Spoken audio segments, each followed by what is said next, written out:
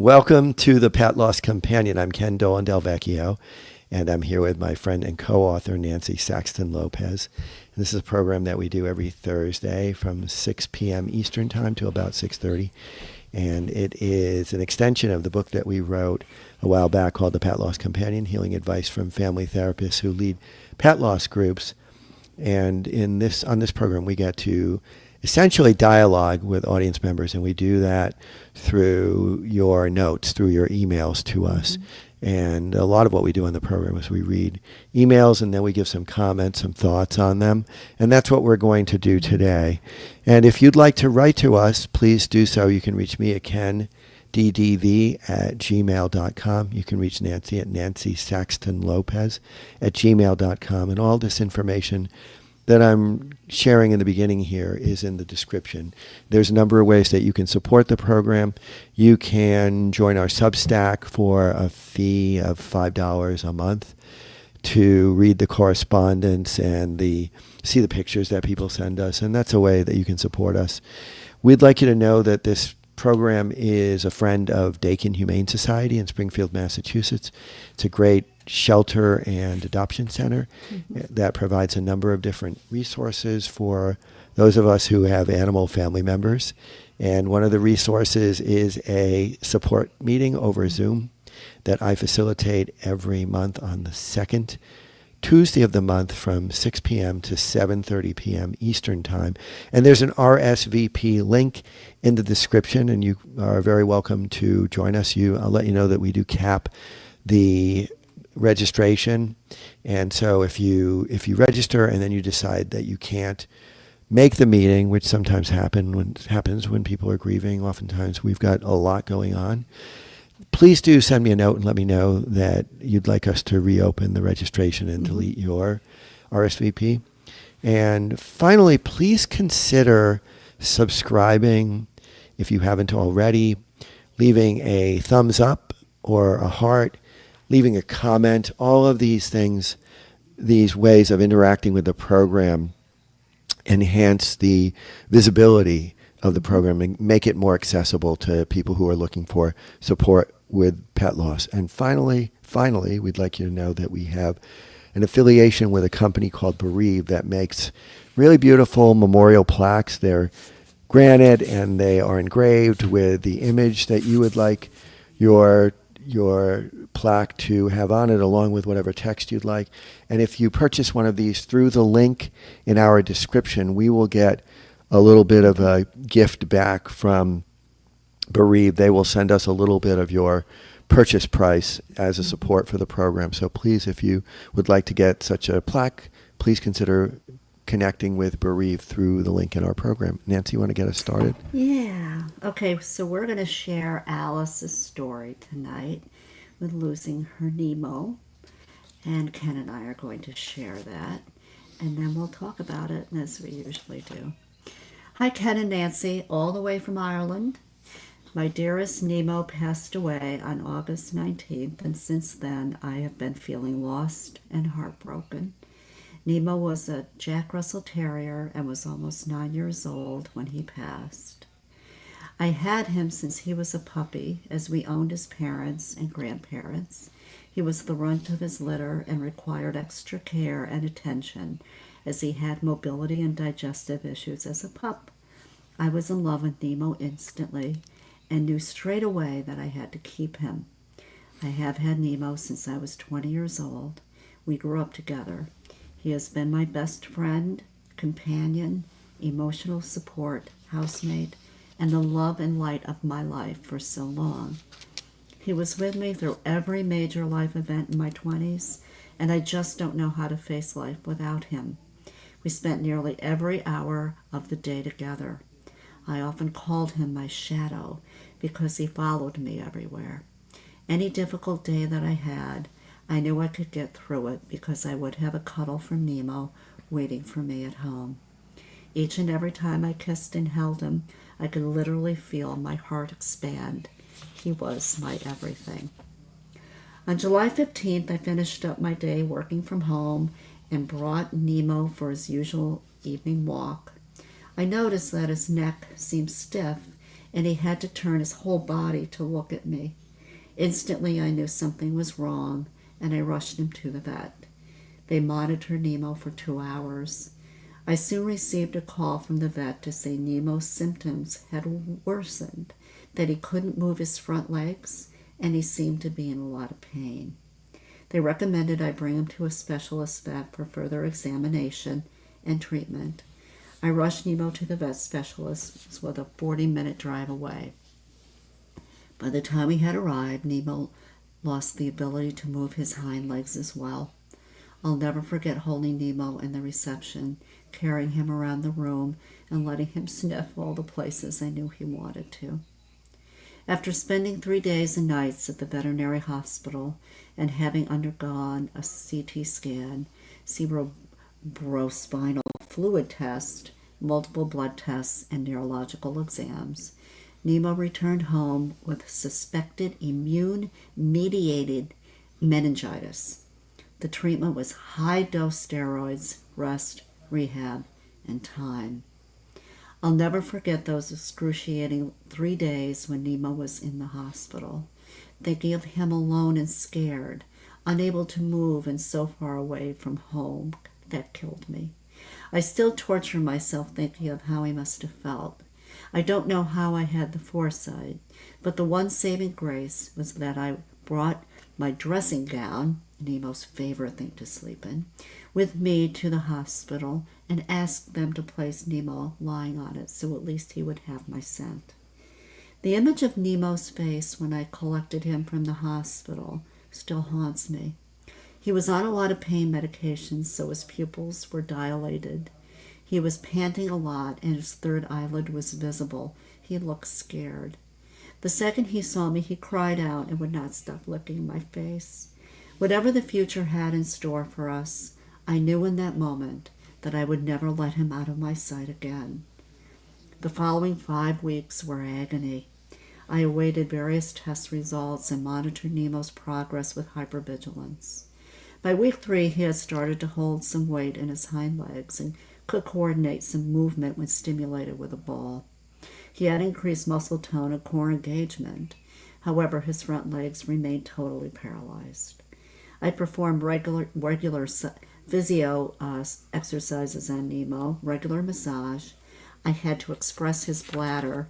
I made sure he never lay on the same side for too long, which involved regular turning. I carried him for walks regularly throughout the day to allow him to sniff and stimulate his brain. I put on my swimsuit and tried to perform my own hydrotherapy sessions in our bathtub. I hired an osteopath to visit my home to treat Nemo, and I got as many second opinions as possible.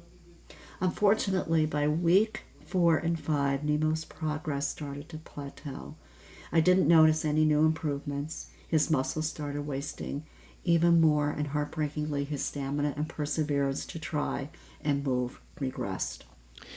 I'll never forget those 5 weeks. Every day I questioned whether I was doing the right thing, questioning if Nemo was suffering or if I should keep going with treatment. I lived in anticipatory grief and constantly tried to prepare myself for the worst, while also trying to remain hopeful and positive. For 3 weeks, I functioned on 3 to 4 hours of broken sleep as Nemo was agitated at night. Seeing him paralyzed and unable to do the things he loved killed me. He was always so active, as we live on a farm, and Nemo loved hunting mice and running through the fields. Though he was paralyzed, he still barked at every bird that flew by and remained vigilant as the protector of our house, watching for any passers-by. On the day that he passed, he was more tired than ever, and I just knew in my heart that he had had enough.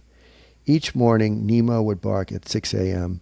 to come into my bedroom for morning cuddles, and that morning was no different. I carried Nemo into my bed, and we slept side by side for an hour. I fed him his favorite treats and carried him down his usual walking routes. We spent the remainder of the day lying on the couch together, waiting for the vet to arrive. The most agonizing hours of my life. At first, Nemo barked as the vet entered the house. This was a little distressing for me, as I didn't want Nemo upset before he passed. but once he was injected with a sedative, he calmed down and drifted into a sleep. I kissed and stroked him and told him I loved him. I thanked him for the years of friendship and promised I'd love him forever. I buried Nemo on his favorite blanket with his favorite toys and with one of my socks, which he loved to steal and sleep with. I have cared and looked after Nemo so deeply for the past 9 years. The feeling of now no longer being able to care for him and know if he is safe and okay is excruciating. I wish that I could kiss him one more time and feel his fur against my skin. I miss his smell and the way he moved. I miss the way he looked at me and greeted me every time I walked through the door. This pain feels all-consuming, and my reality doesn't feel like my own. Each day I have to remind myself that this is my life now without Nemo. To end on a positive note, I have another smaller story. My father is a breeder of Glen of Imal, I don't know if I'm saying that correctly, terriers. They are a native Irish breed. Where is the picture? Yeah, the one. Yeah, there it is. There's Rosie. Native Irish breed that are at risk of becoming extinct. In January this year, we had a litter of 4 puppies, one of which we sold to Germany. Her name is Rosie. In order for Rosie to travel to Germany, she had to stay with us for an additional month or so that she could have her necessary vaccinations. My dad and I grew very fond of Rosie's bubbly personality, and we were very sad when she eventually left for Germany. 2 weeks later, my dad received a call from Rosie's new owner to say it wasn't working out and they wanted to send Rosie back. Of course, we immediately arranged for her transport home. During our reunion, Rosie leapt into my arms and licked my face. She was so happy to be home and recognized me straight away. When Nemo was in hospital and I was inconsolable, Rosie lay by me on the couch and provided me with some comfort. Now that he is gone, Rosie has wandered up to my house from my parents' home and now refuses to let me out of her sight. She follows me to every room I enter and falls asleep by my side. Nemo was very possessive of me and our house, so having Rosie here and be close to me is triggering a sort of guilt inside me, as I know Nemo would hate it. But I have to admit that it feels like Rosie's being here during this heartbreaking time was meant to be. I've attached a picture of her also. Thank you for your work and everything you do. Please feel free to share this story with your listeners. Best wishes, Alice. You know that Nemo had something to do with this. with Rosie coming back? Yeah, he doesn't hate it. Yeah. You know? It really kind of worked out that way. Yeah. And it seems like, hey, Mom, I think Rosie's the girl for you. That's something. That's really something. But the amount of, the connection, the bond between Alice and Nemo was so wonderful and amazing. Yep. And how she took care of him, right? During that period of time that he had this meningitis. It was just amazing what the going into the water, the walks, letting him sniff, doing the medications. I mean, but that's what we do as being mom. You know? I had to show this image again because it's so cute. Insanely cute little puppy. Oh my God, little Nemo. He was a beautiful adult too. Yes, but we're always cutest when we're puppies. That is true. But one of the things she said she feels like she's in a different reality. Yeah, I thought that was so descriptive of many points in the experience of grief. Like it doesn't feel real. It feels like we're in this weird altered state. Yeah. And we're not clear in the way we're thinking, and sometimes we don't even feel like we're in our body in the usual way that we are. That's correct. Because our world has been so torn apart. Right. That we dissociate and we're just we just don't feel like we're the same person or we're in the same life, or it's just incredibly disorienting in certain moments. And we haven't recently heard somebody articulate that as clearly as Alice does. And I just Yeah. think it's really important to point out because it's common. It's common to just feel like, I'm like sleepwalking sort Yeah. of. And I talk to people. I talk to people that are in the process of grieving the loss of their companion, and it's almost like this is a kind of a movie scene sometimes, right? You're standing still, and everyone around you is living, and you're just immobile, Yeah. right? You Yeah. can't function, and you're just in the midst of everything happening. Or also, I talk about everything is in a shade of gray. It's not Yeah. color, Yeah. you know. And you just sometimes can't believe that the rest of the world is just moving the way it usually does. You don't feel a part of it. Yeah. You don't want to be a part of it. You want to kind of freeze the moment, and you desperately want to have the world come together again the way it was, the way she said, I would give Yeah. anything just to feel Right. her fur, Yes. feel To be his fur and on her face. and yes, and to cuddle and to touch, and that's what is so hard with that transition, right? The transition of not being able to touch them and kiss them and hold them to them in spirit. But And that's hard. she gave Nemo Oh, such loving care. absolutely. And he was on a farm. He could run around through Get the through the mice. fields. He could get the mice. He had just a great time, it sounds like. And she loved him intensely. Absolutely. And they were very connected. And she watched, I mean, she did all kinds of things. She brought all kinds of specialists into the evaluation process, and she tried to do hydrotherapy with him. Yeah. And she had to express his bladder. That's another Yeah. thing that I haven't heard for a very long time, that somebody had to manipulate their animal's body in that kind of a way. And that's something you have to really sort of learn how to do, and it's just something that many people would find very difficult to do. Yeah, I mean, I do it with Penny. You and do? I did it with Ellie. Yeah, yeah, Because you want to make sure so that they're not going through the diapers so quickly. yeah. So, yeah. I mean, Wow, wow. But the way she can, and then she was very connected to Nemo when it comes to recognizing when it was time to let him go. yeah. She knew. She Yeah. knew. And no matter how hard that was, she had made that decision right. She didn't, and how she talked about it, or in her email, she knew it, and she went through the morning, and then somebody came, right?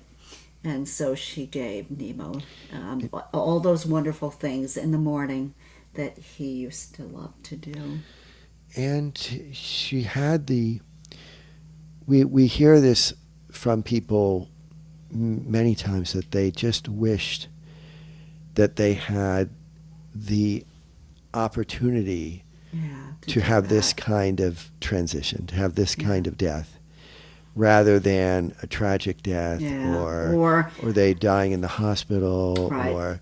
or they and so- come in, and then all of a sudden, they're in such dire straits that Yeah, they need to be yeah. euthanized. Yeah. So if there's anything that's positive in this, the way that I see it is that she gave her a beautiful death. She gave him a beautiful death. She was with him.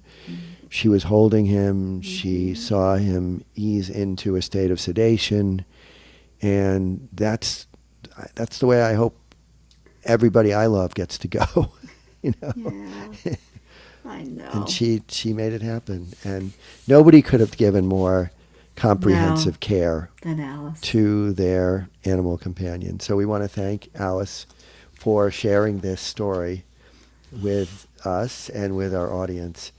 And before we close, I also just want to remind people that the audiobook, the Pet Loss Companion audiobook, Oh yes. is coming out soon. So it's going to be available on Apple Books and Spotify and other platforms, and we'll keep you posted. Well, on that. I wanted to share myself true. We have to do that because we have a few minutes. Yeah, okay. All right. Yep. So Ken and I have been debating about this for a period of time, and Ken is not on as much social media as I am. So I've been following on Instagram and TikTok the self-true journey, and I was very intrigued. And this person, or we don't know if it's a male or female, has done a lot of little videos about our relationship with dogs. Now it's cats too, but in this particular case, this person does a lot of dogs. And I started listening to them, and there's quite a few of them. Now I wanted to share one because, like I said, Ken and I have been looking at this, and there's a lot of real information on this around how dogs alter our brain. But it's out there now more. So I'm going to read it. We can't really I don't have the scientific background to it or the backup to it, but I'm going to read it because I think it's really interesting. So this is about losing a dog. Neurologists just discovered something that therapists have been hiding. Your brain literally rewires itself differently when you lose a dog versus a human. MRI scans show that losing a dog triggers brain activity identical to losing a child, but with one difference. It creates deeper neural pathways. Why? Because dogs access a part of your brain reserved for absolutely unconditional connection. Humans never activate this region fully ever. Here's what the research found. Human relationships activate 147 neural pathways.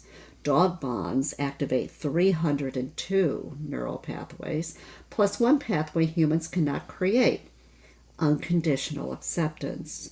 That's why 2 months feels like 2 years. Your brain is processing a loss it never anticipated, something it coded as permanent and pure.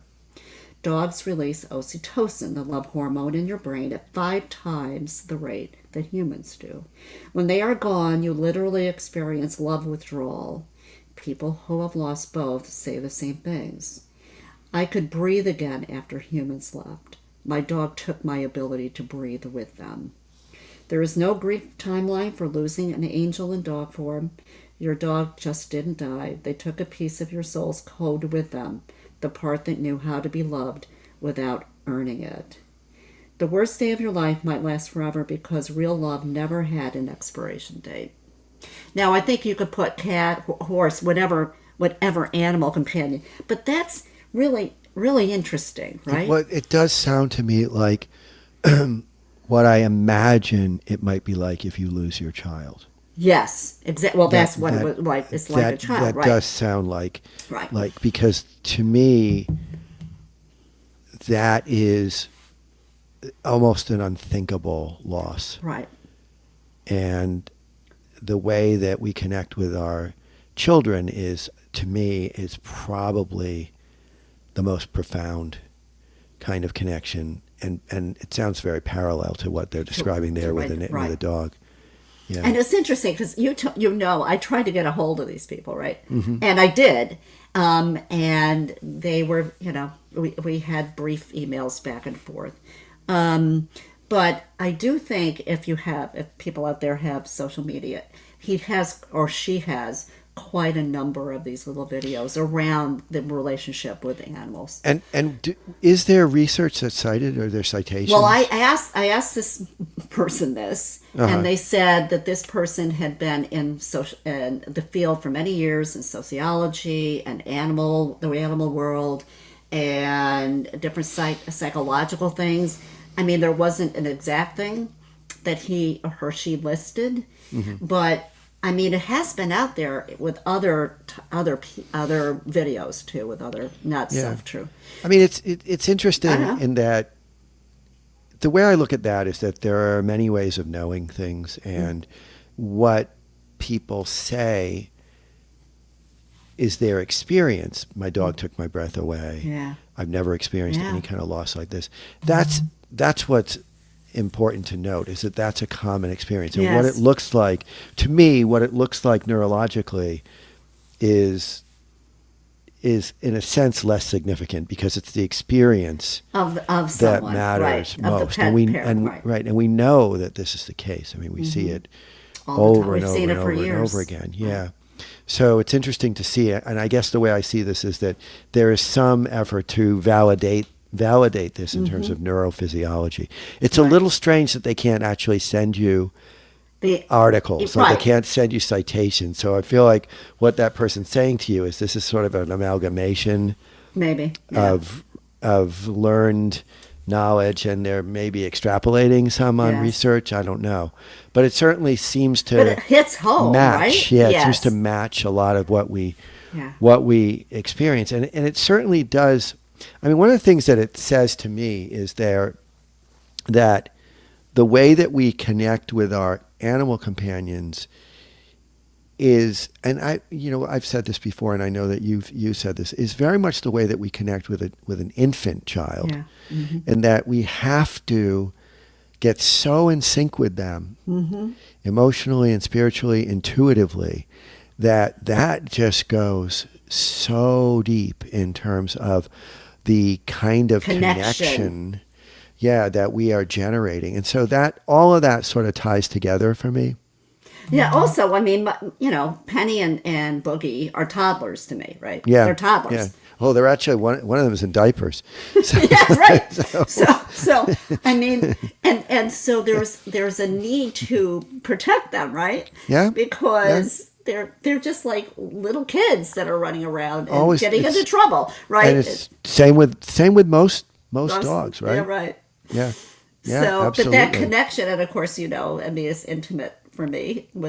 It was with Ellie, Yeah. and it was with Hank when he had all his Yeah. ailments, Yeah. but also now with Penny, and so that connection is really profound, and a Yeah. lot of people that listen to us know that because they write. I know to it us and- experientially. Yeah. Yeah. We hear evidence of it all the time in in the letters and in the groups. It's just a fact that we see Yeah. all the time. So thank you for bringing that Yeah. up, because it is food for thought. It for is. sure. Yeah. Yeah. And we want to thank Alice once again. Oh yes, And thank you, just Alice. remind you, if you haven't subscribed and you find this program useful, please do subscribe. If you can take a couple minutes and give a thumbs up and or a comment, that's really helpful as well. It alerts. It'll affect the algorithm in a way that brings the program to the attention of other people who may benefit. Nancy, have a great week. Thank you. You too, Ken. Take care. Bye-bye.